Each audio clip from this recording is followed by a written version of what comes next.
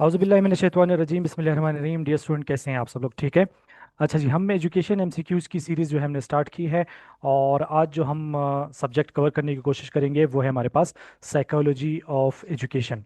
तो हम हर सेशन में 50-50 जो है वो एमसीक्यूज़ कवर करेंगे। तो हमारे पास साइकोलॉजी ऑफ एजुकेशन के टोटल हमारे पास चार जो हैं वो सेशंस होंगे। तो चलें जी, स्टार्ट करते हैं साइकोलॉजी ऑफ एजुकेशन। और ये एमसीक्यूज़ हमारे पास वो एमसीक्यूज़ हैं जो कि फेडरल पब्लिक सर्विस कमीशन और दीगर एजुकेशन जॉब्स के हवाले से बहुत ही इंपॉर्टेंट है और रिपीट होते रहते हैं। तो चलें जी, स्टार्ट करते हैं आज के हमारे पास एमसीक्यूज़। अच्छा जी, एमसीक्यूज़ जाने से पहले मैं आप लोगों को ज़रा बता दूं कि आपने हमारे एजुकेशन एंड पेडागोजी बाय सालिम मोहम्मद को चैनल को आपने सब्सक्राइब करना है। और इस एमसीक्यूज़ को शुरू करने से पहले आपने सबसे पहले जो है यहाँ पे मैंने प्लेलिस्ट दी होगी। आप जब मेरे चैनल में जाएंगे तो यहाँ पे प्लेलिस्ट पे क्लिक करेंगे। यहाँ पे मेजर स्कूल्स ऑफ साइकोलॉजी एक हमारे पास इसमें वीडियोस हैं, और एक हमारे पास फाउंडेशन ऑफ एजुकेशन में जो साइकोलॉजी का पोर्शन है, फिलोसफी का नहीं, साइकोलॉजी का पोर्शन है। एक तो आपने ये वीडियोस देख लेनी है, और इसके अलावा जो है यहाँ पे एक और हमारे पास जो है वो प्लेलिस्ट होगी जहाँ पे लिखा होगा important theories, important educational theories. ठीक है। तो इस वीडियोस को जब आप देख लेंगे, फिर आप जब इस एमसीक्यूज को जब आप अटेम्प्ट करेंगे तो आपको ज़रा बराबर भी जो है आपका मुश्किल पेश नहीं आएगी। तो मैं पहले रिकमेंड करता हूँ कि आप पहले इन तीन लिस्ट, यानी कि major schools of psychology, foundation of education और इम्पोर्टेंट एजुकेशन थ्योरीज जो है, इन तीनों प्लेलिस्ट को आप पढ़ लें, समझ लें। और जब आप इधर आ जाएंगे तो आपको एमसीक्यूज बिल्कुल ही आसान लगेंगे। ठीक है। चलें जी, स्टार्ट करते हैं। और स्टार्ट करने से पहले मैं आपको ये बता दूं कि अब जितने भी हमारे जो एजुकेशन एमसीक्यूज होंगी वो हमारे पास इस प्लेलिस्ट में आप वीडियोस जो है सारी मैंने एक साथ रखी हैं, यहाँ से आप जो है इसको देख सकिएगा। ठीक है। एजुकेशन एमसीक्यूज में हमारे पास यहाँ पे वीडियोस पड़ी होंगी। तो चलिए जी, स्टार्ट करते हैं हमारे पास एमसीक्यूज। तो नंबर 1 से स्टार्ट करते हैं हमारे पास कि हमारे पास कौन सा एमसीक्यू है।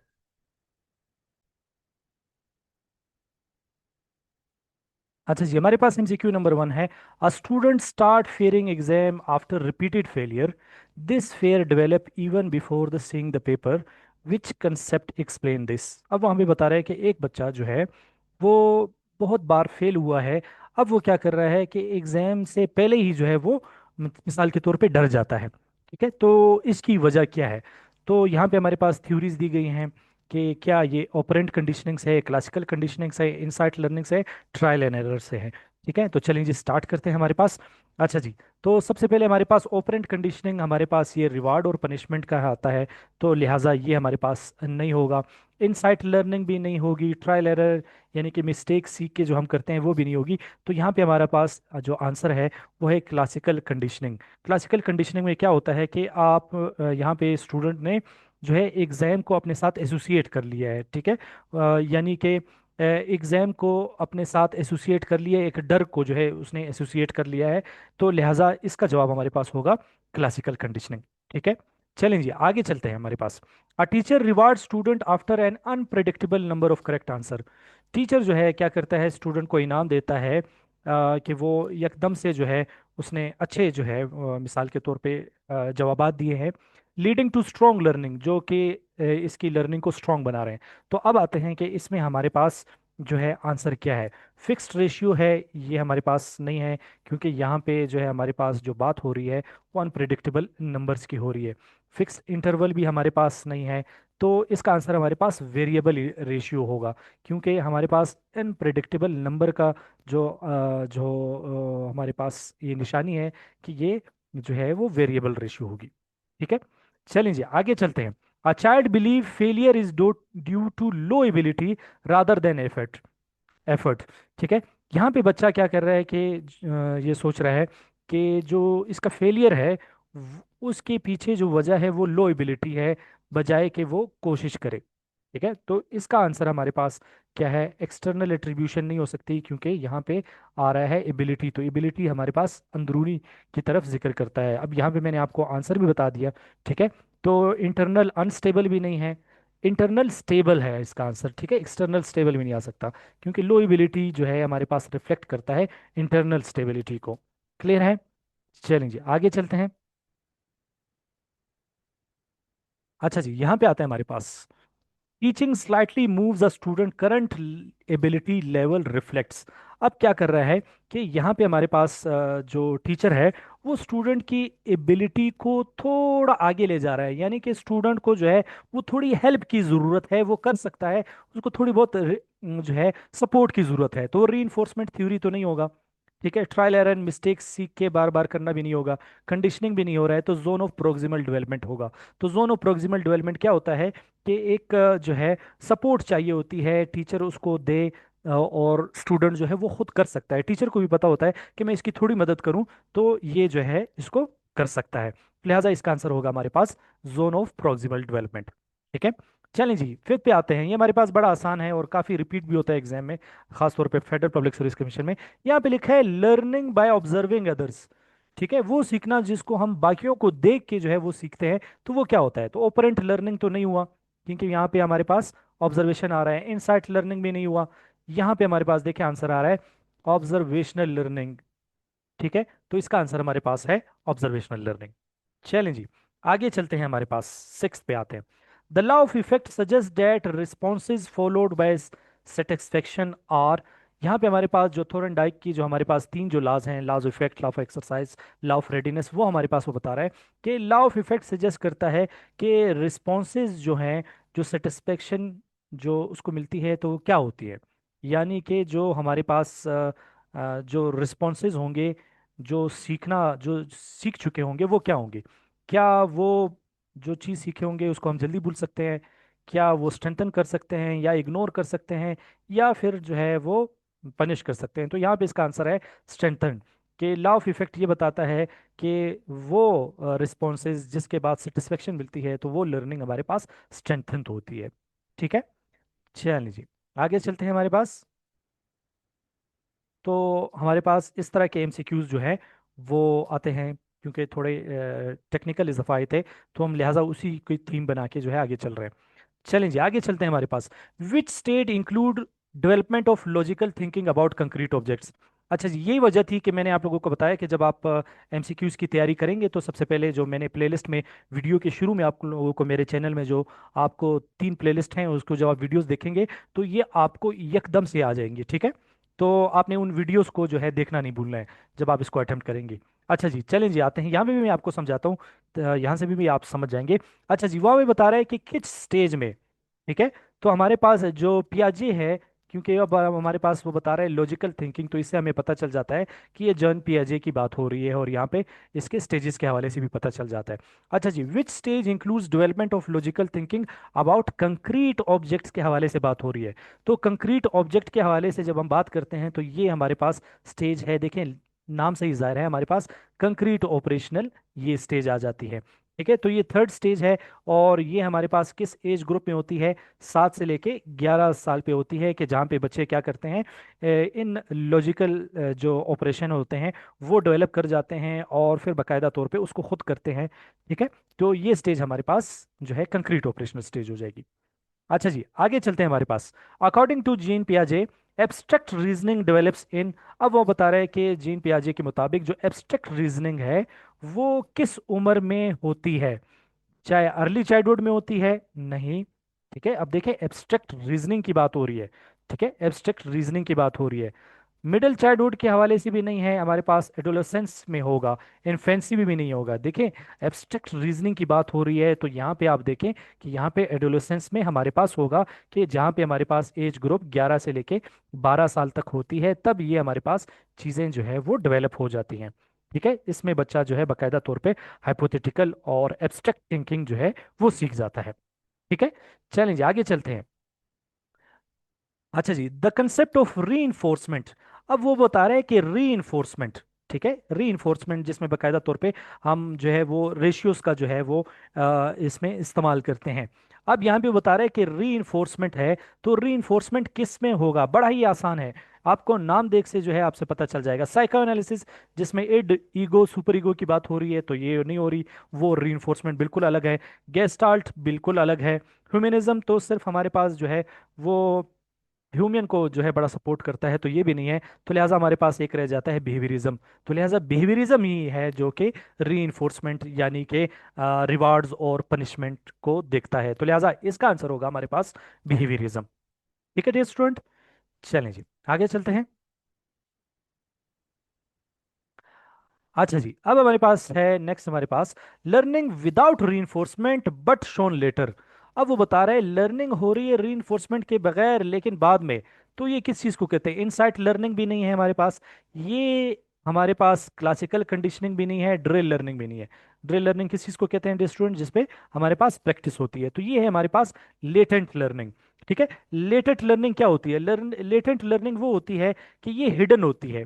ठीक है, ये हिडन होती है और ये छुपी हुई होती है, लेकिन जब आप रिवार्ड देते हैं तो फिर क्या हो जाती है? ये स्ट्रांग हो जाती है। तो इस लर्निंग को हम कहते हैं हमारे पास लेटेंट लर्निंग के। ये हिडन होती है और अनएक्सप्रेस्ड होती है, लेकिन जैसे ही आप इंसेंटिव्स देते हैं, रिवार्ड देते हैं, ये लर्निंग जो है वो सामने आपके पास आ जाती है, यानी कि बच्चे जल्दी सीख जाते हैं। ठीक है, तो इसको हम कहते हैं लेटेंट लर्निंग। अच्छा जी आगे चलते हैं, हमारे पास 11 है, विच साइकोलॉजिस्ट प्रोपोज क्लासिकल कंडीशनिंग। बड़ा आसान है कि क्लासिकल कंडीशनिंग का जो नजरिया था वो किसने दिया था?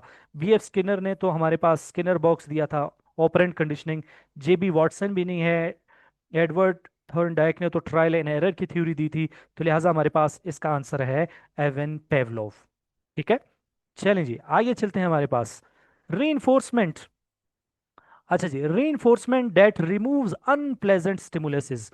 कौन सी रीइंफोर्समेंट है जो कि रिमूव करती है अनप्लेजेंट स्टिमुलस? अनप्लेजेंट स्टिमुलस देखें, अनप्लेजेंट स्टिमुलस की बात आ जाती है तो ये पॉजिटिव तो कट गया, ये नहीं होगा। अब an reinforcement that remove unpleasant stimulus की बात आ जाती है तो ये भी कट जाएगा, ये भी कट जाएगा, तो हमारे पास आ जाता है नेगेटिव रीइंफोर्समेंट आ जाता है। अब नेगेटिव रीइंफोर्समेंट क्या आ जाता है? ये इसका जो है मैं आपको एक्सप्लेनेशन बताता हूँ कि रीइंफोर्समेंट हमेशा जो है एक इंक्रीज जो बिहेवियर को इंक्रीज करती है। ठीक है, तो नेगेटिव रीइंफोर्समेंट जो है इसको इंक्रीज करती है ताकि हमारे पास एक जो अनप्लेजेंट स्टिमुलस है उसको रिमूव करते हैं, ताकि लेकिन रीइंफोर्समेंट यूज करते हैं। याद रखें पनिशमेंट उसको यूज नहीं करते हैं। ठीक है, चलें जी आगे चलते हैं, 13 पे चलते हैं। A child learn problem solving suddenly after understanding relationship. This is, अब यहाँ पे वो बता रहा है कि चाइल्ड जो है उसने प्रॉब्लम सॉल्विंग जो है एकदम से सीख ली आफ्टर अंडरस्टैंडिंग रिलेशनशिप। जो है उसके आपस के जो जो असरात हैं या ताल्लुकात है उसको देख के जो है चाइल्ड जो है एकदम से समझ जाता है। तो चलें जी, अब आते हैं कि ये हमारे पास क्या है? ट्रायल एरर नहीं है, क्योंकि बच्चा जो है मिस्टेक्स नहीं कर रहा है। ऑपरेंट कंडीशनिंग भी नहीं है, रिवार्ड और पनिशमेंट भी नहीं आ रहा है, इमिटेशन यानी कि रट्टा भी नहीं है। तो लिहाजा ये आएगा इनसाइट लर्निंग आएगा। ठीक है, इनसाइट लर्निंग आएगा। और ये किसने पेश किया था डियर स्टूडेंट? याद रखें कि इनसाइट लर्निंग का जो नज़रिया था ये हमारे पास कोलर ने जो है वो पेश किया था, जिसमें उसने कहा था कि बच्चे जो है वो बाज़-औक़ात यकदम से जो है वो चीज़ें सीख जाते हैं, मुख्तलिफ एलिमेंट्स को एक साथ जोड़ के उस चीज़ को समझ लेते हैं। ठीक है, तो ये हमारे पास कोलर का था।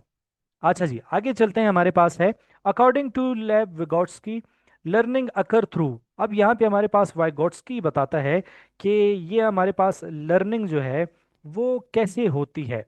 ठीक है, तो रीइंफोर्समेंट नहीं है, रीइंफोर्समेंट तो हमारे पास जो है बीएफ स्किनर का है।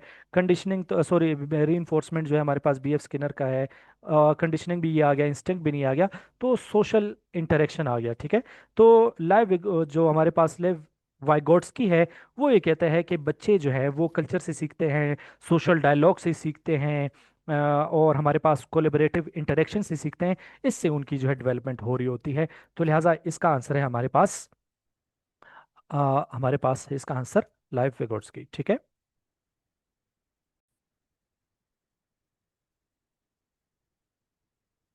अच्छा जी नेक्स्ट एमसीक्यू पे चलते हैं। आईक्यू जो है हमारे पास जो इंटेलिजेंट क्वेश्चन है उसका हमारे पास फार्मूला क्या है? CA/MA, MA CA CD, और इसमें हमारे पास जो आंसर है वो है MA/CA×100। MA का मतलब है मेंटल एज और CA का मतलब है क्रोनिकल एज × 100। ठीक है डियर स्टूडेंट, चलें जी आगे चलते हैं। अच्छा जी, 16 है हमारे पास, थ्योरी ऑफ मल्टीपल इंटेलिजेंस। तो मल्टीपल इंटेलिजेंस जो है वो हमारे पास ये बड़ा आसान है, होवर्ड गार्डनर ने जो है पेश की थी ये थ्योरी, ठीक है। अच्छा जी, इमोशनल इंटेलिजेंस जो है रेफर्स टू, अब नाम से ही हमारे पास जाहिर है कि इमोशनल इंटेलिजेंस की बात हो रही है, तो ये हमारे पास किस चीज़ को जाहिर करेगा? आईक्यू लेवल का तो फार्मूला अलग है, वो ये नहीं है, मेमोरेशन एबिलिटी भी नहीं है, तो लिहाजा ये मैनेजिंग इमोशंस, देखे इमोशनल इंटेलिजेंस की बात हो रही है, तो इसका आंसर हमारे पास सी होगा, ठीक है। अच्छा जी, short term memory typically last, अब वो बता रहे हैं शॉर्ट टर्म जो मेमोरी होती है वो कितने देर तक जो है होती है, तो डेज भी नहीं है, आवर्स भी नहीं है, मिनट्स भी नहीं है, तो इसका आंसर है हमारे पास सेकंड्स, ठीक है। चलें जी आगे चलते हैं। अच्छा जी, हमारे पास है फॉरगेटिंग कर्व। जो फॉरगेटिंग कर्व का जो नजरिया था वो किसने पेश किया था? सेगमेंट फ्रॉग ने पेश नहीं किया था हमारे पास, जीन पियाजे भी नहीं था, बीएफ स्किनर भी नहीं था, तो ये हमारे पास जो है हरमन ने पेश किया था, ये हमारे पास इसका आंसर है। अच्छा जी, 20 पे आते हैं हमारे पास। मैस्लो हायरार्की बिगिंस विद, जो हमारे पास मैस्लो हायरार्की, इसको नीड्स थ्योरी भी कहते हैं, ये जो स्टार्ट होती है ये किधर से होती है? तो इसका जो पहला स्टेप्स है वो हमारे पास फिजियोलॉजिकल नीड्स है, जिसमें हमारे पास रोटी, कपड़ा, मकान और रिप्रोडक्शन जो है आता है, ये हमारे पास है। अच्छा जी, 21 पे आते हैं हमारे पास। Intrinsic motivation is driven by, intrinsic motivation देखें लफ्ज ये इस्तेमाल हो रहा है, इंट्रिंसिक मोटिवेशन यानी कि अंदरूनी, तो रिवार्ड तो हमारे पास बैरूनी हो गया, ये भी नहीं है हमारे पास, पनिशमेंट भी बैरूनी है, प्रेशर भी हमारे पास बैरूनी है, तो इसका जवाब होगा इंटरनल इंटरेस्ट, ठीक है। इंटरनल इंटरेस्ट ये है कि जो आपको एक काम करके तस्कीन मिलती है, ठीक है, खुशी महसूस होती है, यानी कि अंदरूनी बगैर किसी लालच के, वो है हमारे पास इंट्रिंसिक मोटिवेशन, ठीक है। चलें जी आगे चलते हैं, हमारे पास है 22, सही है। अच्छा जी, रिलायबिलिटी इन टेस्टिंग मींस, तो रिलायबिलिटी हमारे पास वो है कि जो आपको बार बार एक ही जैसा रिजल्ट शो करे, तो ये हमारे पास एक्यूरेसी नहीं है, डिफिकल्टी नहीं है, वैलिडिटी नहीं है, कंसिस्टेंसी है कि आपको एक एक रिजल्ट शो करे, तो इसका आंसर है हमारे पास डियर स्टूडेंट बी। अच्छा जी, वैलिडिटी वो है जिस चीज को आप मेजर कर रहे हैं, तो कंसिस्टेंसी नहीं है, रिलायबिलिटी नहीं है, स्टैंडर्डाइजेशन नहीं है, measuring what is intended to measure is called validity, ठीक है। चलें जी, फॉर्मेटिव असेसमेंट क्या है हमारे पास? स्टूडेंट को ग्रेड करना नहीं, monitor progress yes, rank student भी नहीं है, फाइनल एवोल्यूशन भी नहीं है, तो फॉर्मेटिव असेसमेंट क्या होती है कि स्टूडेंट की जो है वो ड्यूरिंग द इंस्ट्रक्शन जो है वो चेक की जाती है, तो लिहाजा इसका आंसर है हमारे पास मॉनिटर प्रोग्रेस, ठीक है जी स्टूडेंट। चलें जी आगे चलते हैं। अच्छा जी, हमारे पास इसका आंसर है 25, a child copies teacher behaviour, child जो है अपने टीचर के बिहेवियर के स्टाइल को कॉपी करता है, तो ये कंडीशनिंग नहीं है, मॉडलिंग हो सकता है, पनिशमेंट भी नहीं हो सकता, रीइंफोर्समेंट भी नहीं हो सकता, तो इसका आंसर है हमारे पास मॉडलिंग, तो टीचर क्या करता है, स्टूडेंट क्या करता है, टीचर की मॉडलिंग करता है। अच्छा जी, फिर हमारे पास the concept of G factor, dear student ये आपको लफ्ज जो जी फैक्टर नजर आ रहा है इसका मतलब है जर्नल इंटेलिजेंस, ठीक है। तो जर्नल इंटेलिजेंस जो था वो हमारे पास किसने पेश किया था? होवर्ड गार्डनर ने तो थ्योरी ऑफ मल्टीपल की थी, स्टैनबर्ग भी नहीं है, जेन पियाजे भी नहीं है, तो ये स्पेयरमैन है, ठीक है। चार्ल्स स्पेयरमैन ने जो है the concept of journal intelligence factor जो है वो पेश किया था। अच्छा जी आगे चलते हैं, हमारे पास एडोलेसेंस इज मार्क्ड बाय, ये थ्योरी ऑफ एरिक्सन की जो हमारे पास जो स्टेजेस है वो जब आप मैंने जो आपको प्लेलिस्ट बताई है वहाँ पे एरिक्सन थ्योरी जब आप उसको पूरा कवर कर लेंगे, फिर ये जो आंसर्स हैं ये आपको इजीली जो है आते होंगे। अच्छा जी, यहाँ पे देखते हैं हमारे पास एडोलेसेंस, हमारे पास वो बता रहा है कि ये हमारे पास किस चीज़ को जाहिर करता है। अब इस एज ग्रुप की बात हो रही है, तो इस एज ग्रुप में हमारे पास क्या है, ये अब हम डिस्कस करते हैं। फिजिकल ग्रोथ नहीं होती, आइडेंटिटी फॉर्मेशन जो है वो एडोलेसेंस के हवाले से जो ये क्वालिटी है कि वहाँ पे आइडेंटिटी फॉर्मेशन के हवाले से जो है वो स्टेज सोचती है, देखती है। चलें जी आगे चलते हैं। अच्छा जी, एरिक्सन के याद रखें हमारे पास टोटल 8 स्टेजेस हैं, ठीक है। अच्छा जी, वहां भी बता रहे एरिक्सन की जो स्टेजेस है एडोलेसेंस के हवाले से, वो हमारे पास क्या बता रहा है? अब देखें पिछले आंसर में मैंने आइडेंटिटी बता दी थी, तो यहाँ पे देखें आपको फिर एमसीक्यू से पता चल जाता है, ऊपर वाले एमसीक्यू से, कि इसका आंसर ऊपर में जो हमने डिस्कस किया था 27 में, वो है हमारे पास आइडेंटिटी वर्सेस रोल कंफ्यूजन, ठीक है। चलें जी आगे चलते हैं, हमारे पास पनिशमेंट यूजुअली रिजल्ट इन, जो हमारे पास जो पनिशमेंट होती है वो एक मिसाल के तौर पे वो बताती है किस चीज़ का जो है वो नतीजा या पेशखेमा साबित हो सकता है। तो वो है हमारे पास परमानेंट लर्निंग, बिल्कुल नहीं, पनिशमेंट खत्म हो गई, लर्निंग भूल जाता है। टेम्पररी सेपरेशन हो सकती है, मोटिवेशन तो बिल्कुल नहीं मिलती है, इनसाइड भी बिल्कुल नहीं मिलती है, तो इसका मतलब है टेम्पररी जो है वो सेपरेशन होगी, ठीक है। तो लिहाजा वो बता रहे हैं कि पनिशमेंट जो होती है वो बाकायदा तौर पे कोई चीज़ को जो है रिमूव नहीं करती, ठीक है, वो सिर्फ वक्ती तौर पे होती है, ठीक है, परमानेंट लर्निंग नहीं होती। अच्छा जी, फिर आते हैं हमारे पास learning by doing. Learning by doing जो है हमारे पास बड़ा जो है इंपॉर्टेंट कंसेप्ट था, और ये जो है जॉन डेवी ने पेश किया था। तो हमारे पास बी सी डी नहीं है, बल्कि जॉन डेवी ने पेश किया था, डियर स्टूडेंट। चलेंगे आगे चलते हैं, 31 पे चलते हैं। ट्रांसफर ऑफ लर्निंग अक्कर, ठीक है। ट्रांसफर ऑफ लर्निंग अक्कर क्या होती है कि लर्निंग को भूल जाता है? नहीं। Previous learning affects new learning, ठीक है, ये हो सकता है, ठीक है। आगे चलते हैं, अगर कोई और आंसर है। नो लर्निंग हैपेंस, ये भी नहीं है। प्रैक्टिस एब्सेंट, ये भी नहीं है। तो लिहाजा ट्रांसफर ऑफ लर्निंग तब होती है कि जब प्रीवियस लर्निंग में हम कुछ नई लर्निंग ऐड करते हैं, ये है हमारे पास, इसको कहते हैं previous learning affect new learning, ठीक है। अच्छा जी, फिर हमारे पास आता है पॉजिटिव ट्रांसफर इम्प्रूव। जो लर्निंग होती है पॉजिटिव होती है, वो किस चीज़ को इम्प्रूव करती है? भूलने को इम्प्रूव करती है, कन्फ्यूजन को इम्प्रूव करती है, गलतियों को इम्प्रूव करती है? नहीं, हमारे पास लर्निंग को इम्प्रूव करती है। अच्छा जी, अब ये आ जाता है हमारे पास, ऊपर पॉजिटिव ट्रांसफर की बात हो रही थी, यहाँ पे नेगेटिव ट्रांसफर की बात हो रही है। चलें जी, नेगेटिव ट्रांसफर वो बता रहा है कि ये किस चीज़ को बताता है। तो बेटर परफॉर्मेंस नहीं, नेगेटिव है। मोटिवेशन भी नहीं है, इंसाइट भी नहीं है, तो ये इंटरफेरेंस की बात होगी, ठीक है। नेगेटिव ट्रांसफर जो है वो तब होती है कि जब हमारे पास जो पुरानी चीज़ें हैं उसके और इसमें कुछ खलल आ जाता है, ठीक है, उसको फिर कहते हैं नेगेटिव ट्रांसफर। चलें जी आगे चलते हैं, 34 पे आते हैं हमारे पास। अच्छा जी, आप भी वो बता रहे हैं student study only for reward, यानी कि ये एक ऐसा बच्चा जो सिर्फ और सिर्फ इनामात के लिए जो है वो करता है, कोई चीज़ सीखता है। तो अभी लिहाजा ये यहाँ पे रिवार्ड की, यानी कि ये तो एक ऐसी चीज़ है कि जहाँ पे इंट्रिंसिक नहीं है, अंदरूनी नहीं है कोई, ये तो बैरूनी कोई एक इनाम है। तो लिहाजा ये अंदरूनी भी कट जाएगा, सेल्फ मोटिवेशन भी कट जाएगा, ये भी कट जाएगा, एक्सट्रिंसिक मोटिवेशन इसका आंसर होगा। चलें जी, फिर आते हैं हमारे पास 35। कोग्निटिव डेवलपमेंट की थ्योरी जो थी वो किसने पेश की थी? तो ये बड़ा आसान है हमारे पास, जीन पियाजे ने पेश की थी। तो हमारे पास बी सी डी जो है वो कट जाएगा, तो जीन पियाजे ने कोग्निटिव डेवलपमेंट जो है वो पेश की थी। अच्छा जी, फिर आते हैं हमारे पास स्कैफोल्डिंग इज एसोसिएटेड विद। अच्छा, अब आता है हमारे पास कि स्कैफोल्डिंग जो है वो हमारे पास किस थ्योरी से है? तो वो हमारे पास वाइगोट्स्की से है। बिहेवियरिज्म भी नहीं है, साइको एनालिसिस में इड, ईगो, सुपर ईगो, यहाँ पे कंडीशनिंग है, रिवार्ड्स है। तो लिहाजा वाइगोट्स्की की थ्योरी जो है वो हमारे पास एसोसिएटेड है स्कैफोल्डिंग से। चलेंगे आगे चलते हैं। अच्छा, लर्निंग प्लेट्यू रेफर्स टू, ठीक है, ये हमारे पास वो बता रहा है कि लर्निंग प्लेट्यू जो है वो किस चीज़ के बारे में जो है वो बताता है। रैपिड लर्निंग, तेज़ी से लर्निंग करना, नहीं। तो लर्निंग प्लेट्यू का मतलब है कि नो प्रोग्रेस फेस, कोई भी चीज़ जो है एक ऐसा फेस जहाँ पे कोई भी लर्निंग नहीं हो रही है, उसको कहते हैं लर्निंग प्लेट्यू, ठीक है। अच्छा जी, फिर आता है हमारे पास which method is most scientific. इन मेथड्स में कौन सा मेथड जो है वो साइंटिफिक है? ऑब्जर्वेशनल, अभी देखते हैं आगे भी है, एक्सपेरिमेंटल, इंटरव्यू, केस स्टडी। तो इन चारों में अगर हम कंपैरिजन करें तो हमारे पास जो एक्सपेरिमेंटल है ये हमारे पास मोस्ट साइंटिफिक मेथड है, ठीक है।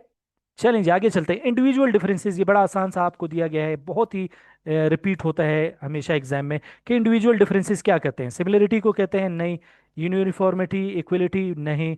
तो डिफरेंसेस अमंग लर्नर्स को हम इंडिविजुअल डिफरेंसेस कहते हैं, ठीक है। चलें जी आगे चलते हैं। Guidance in education mainly helps in punishment, नहीं। Decision making, yes. Teachers only, testing only, ये तो लिहाजा हमारे पास डिसीजन मेकिंग जो है वो हमारे पास इसका आंसर है। अच्छा जी, 41 पे आते हैं। A teacher remove homework for student who consistently perform well to encourage continued effort, this is classified as.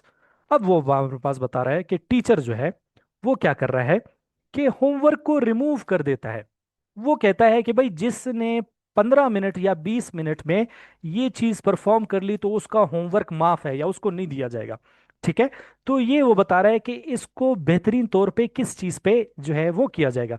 तो लिहाजा यहां से अब देखें कि रिमूव्स होमवर्क, यानी कि होमवर्क को रिमूव किया जा रहा है, तो लिहाजा हम ये दो चीजें काट लेंगे कि इसमें से हमारे पास पनिशमेंट नहीं है, सॉरी, यहाँ पे पनिशमेंट नहीं है, इसको काट लिया। ठीक है। पॉजिटिव भी नहीं है, तो लिहाजा इसको भी हम काट लिए क्योंकि रिमूवल का वर्ड आ गया। एक्सटेंशन भी काट दिया, तो हमारे पास इसका आंसर आ गया नेगेटिव रीइंफोर्समेंट। ठीक है। तो नेगेटिव रीइंफोर्समेंट क्या है कि जब आप अच्छा काम करेंगे तो होमवर्क को रिमूव किया जाएगा, तो लिहाजा ये है हमारे पास नेगेटिव रीइंफोर्समेंट आ गया। चलें जी, आगे चलते हैं, 42 पे चलते हैं, हमारे पास क्या बता रहा है। Edward Thorndike connectivism, which law was later weakened due to of empirical support. याद रखें कि जो एडवर्ड थोरनडाइक के हमारे पास तीन इफेक्ट थे, जिसमें हमारे पास law of readiness, law of effect, law of exercise की जो वो बात करता है। इसमें इसने बाद में जो है थ्योरी ऑफ एक्सरसाइज को थोड़ा जो है वो रिवाइज किया था। इसने कहा था कि सिर्फ और सिर्फ प्रैक्टिस से हर चीज को बेहतर नहीं बनाई जा सकती। यानी कि स्टूडेंट बार बार एक चीज की प्रैक्टिस कर रहा है या कोई वर्कर बार बार एक चीज की प्रैक्टिस कर रहा है, तो वो लर्निंग जो है वो स्ट्रेंथन नहीं हो सकती। तब तक नहीं हो सकती कि जब तक उसके लिए कोई चीज सपोर्ट की जरूरत ना हो, यानी कि सेटिस्फेक्शन की जरूरत नहीं हो, उसमें उसको तस्कीन या खुशी ना मिलती हो। तो लिहाजा जब हमने ये बात कर ली, तो इसका मतलब है कि लॉ ऑफ रेडिनेस की बात नहीं हो रही, लॉ ऑफ इफेक्ट की बात नहीं हो रही, लॉ ऑफ मल्टीपल रिस्पॉन्सेज की बात नहीं हो रही, लॉ ऑफ एक्सरसाइज की बात हो रही है। ठीक है डियर स्टूडेंट। चलें जी, आगे चलते हैं। अब आते हैं हमारे पास 43 पे। इसको हमने याद रखें कि इसको हमने पहले भी पढ़ा था, तो लिहाजा अभी आपका एक दफा रिवीजन हो जाएगी। ठीक है। A student learn a maze without reward but perform efficiently once a reward is introduced. अब वो बता रहा है कि स्टूडेंट है वो मेज, यानी कि कैसे मेरे पास गेम आती है जिसमें वो रास्ता तलाश करना होता है। वो बता रहा है कि इसने सीख लिया बगैर किसी रिवार्ड के, बगैर किसी इनाम के सीख लिया, लेकिन जब इसको इनाम दिया जाता है तो ये और बेहतरीन तौर पे परफॉर्म करता है, और ज्यादा अच्छी तौर पे जो है उसको खेल सकता है। तो लिहाजा वो बता रहा है कि ये किस चीज की निशानी है। इनसाइट लर्निंग नहीं है, ऑपरेंट कंडीशनिंग भी नहीं है, क्लासिकल कंडीशनिंग भी नहीं है, लेटेंट लर्निंग है। ठीक है।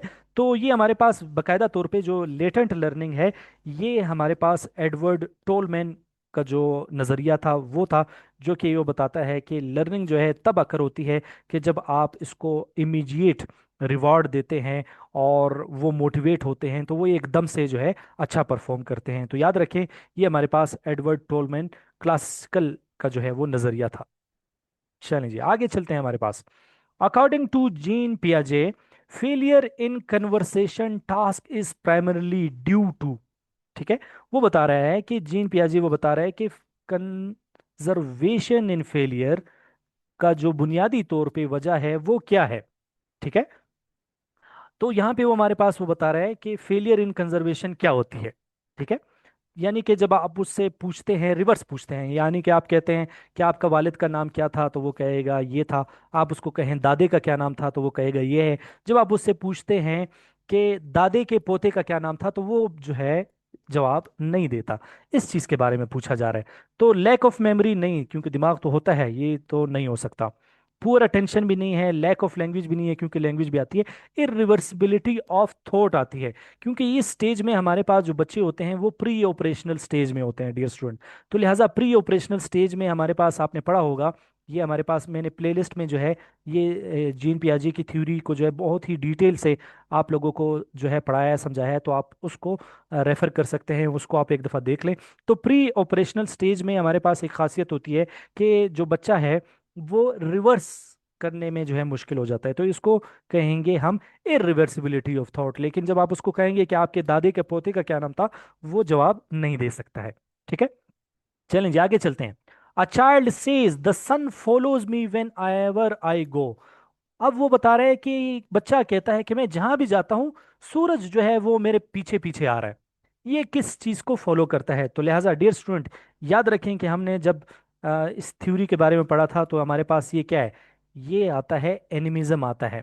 ईगोसेंट्रिज्म भी नहीं है, आर्टिफिशियलिज्म भी नहीं है, कंजर्वेशन भी नहीं है। तो ये एनिमिज्म में आता है कि जिसमें आप इस तरह जो है बच्चे वो रिएक्ट करते हैं कि बकायदा किसी चीज को जो है वो अपने आप से रिलेट करते हैं कि भाई मैं जिधर जिधर भी जा रहा हूँ, साया मेरे पीछे पीछे आ रहा है, मैं जिधर जिधर भी जा रहा हूँ, सूरज जो है वो मुझे फॉलो कर रहा है। तो इस कंसेप्ट को कहते हैं एनिमिज्म। चलें जी आगे चलते हैं। 46 पे आते हैं हमारे पास। In Vygotsky theory scaffolding is most related to. अब स्कैफोल्डिंग हमारे पास क्या था कि आप टेम्पररी हेल्प देते हैं, और जोन ऑफ प्रोक्सिमल डेवलपमेंट क्या था कि आप उसको हिंट देते हैं और वो काम करना शुरू कर देता है, या आप उसको सपोर्ट देते हैं उस ऑब्जेक्टिव को रीच करने के लिए। ठीक है। तो रीइंफोर्समेंट के लिए भी नहीं है, मेचुरेशन और कंडीशनिंग भी नहीं है, तो स्कैफोल्डिंग जो है रिलेटेड है हमारे पास जोन ऑफ प्रोक्सिमल डेवलपमेंट से।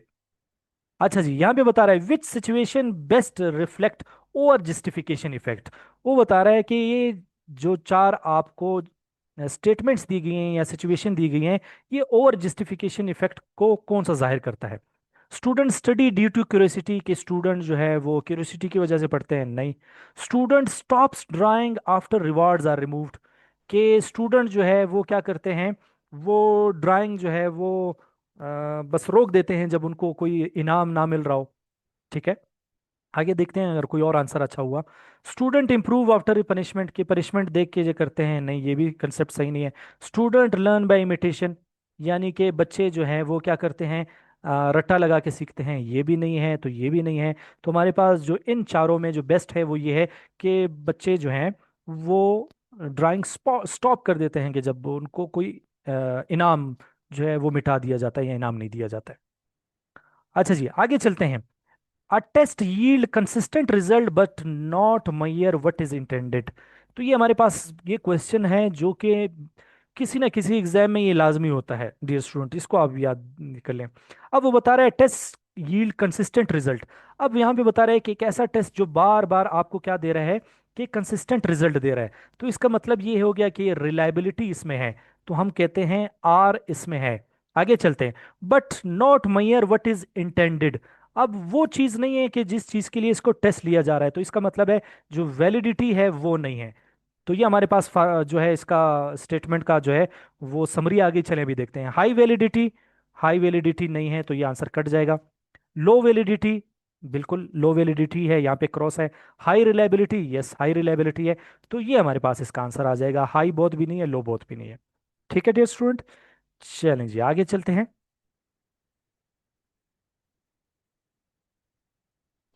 अच्छा जी, according to Albert Bandura which factor is not essential for observational learning. अब वो बता रहा है कि जो बंडूरा के मुताबिक जो है वो कौन सी जो जो फैक्टर है वो ऑब्जर्वेशन लर्निंग के लिए ज़रूरी नहीं है। तो चलें जी देखते हैं। अटेंशन ज़रूरी है, बिल्कुल ज़रूरी है। ठीक है। ठीक है, ये ज़रूरी है। रिटेंशन ये भी ज़रूरी है, रीइंफोर्समेंट मोटिवेशन भी ये ज़रूरी है। तो हमारे पास इसका आंसर है ये। ठीक है, तो ये हमारे पास इसका आंसर है कि वो बोल रहा है विच फैक्टर इज नॉट एसेंशियल। तो लिहाजा ये रीइंफोर्समेंट जो है वो ऑब्जर्वेशन लर्निंग के लिए एसेंशियल नहीं है, तो लिहाजा इसका आंसर आएगा हमारे पास सी। ठीक है। चलें जी आगे चलते हैं। इन classical conditioning extension occurs when. ठीक है। अब यहाँ पे हमारे पास वो बता रहा है कि UCS is removed, C S presented with UCS, C R is strengthened, या री इंफोर्समेंट इंक्रीजेस। तो लिहाजा हमारे पास वो बता रहा है कि C S is presented without UCS. ठीक है। तो लिहाजा यानी कि in classical conditioning repeatedly presenting the conditional stimulus, this is conditional stimulus. Conditional stimulus without the unconditional stimulus, ये अनकंडीशनल स्टिमुलस हो गया। ठीक है। Gradually weaken and extinctions the conditional responses. तो लिहाजा इस एक्सप्लेनेशन के रू से हमारे पास जो आंसर आता है वो हमारे पास बी आता है। तो जी डियर स्टूडेंट, ये तो था हमारे पास आज का सेशन साइकोलॉजी ऑफ एजुकेशन, जिसमें हमने 1 से लेके 50 तक जो है एमसीक्यूज को कवर किया। हम अपना नेक्स्ट सेशन में फिर 51 से स्टार्ट करेंगे और 100 तक एमसीक्यूज को समझेंगे। तो लिहाजा नेक्स्ट सेशन में आपसे मुलाकात होगी। तो तब तक के लिए हमारे जो यूट्यूब चैनल है एजुकेशन एंड पेडागोजी बाय साले मोहम्मद, इसको लाइक करें, सब्सक्राइब कर लें और कमेंट करें कि किस टॉपिक के हवाले से मज़ीद वीडियोस जो है वो बनानी चाहिए, ताकि उस हवाले से भी हम आपको जो है वो अच्छी तरह वीडियो बना के दे दें। ठीक है। तो चलें जी, नेक्स्ट सेशन में फिर आपसे मुलाकात होगी। शाद रहिए, आबाद रहिए, अल्लाह हाफिज़।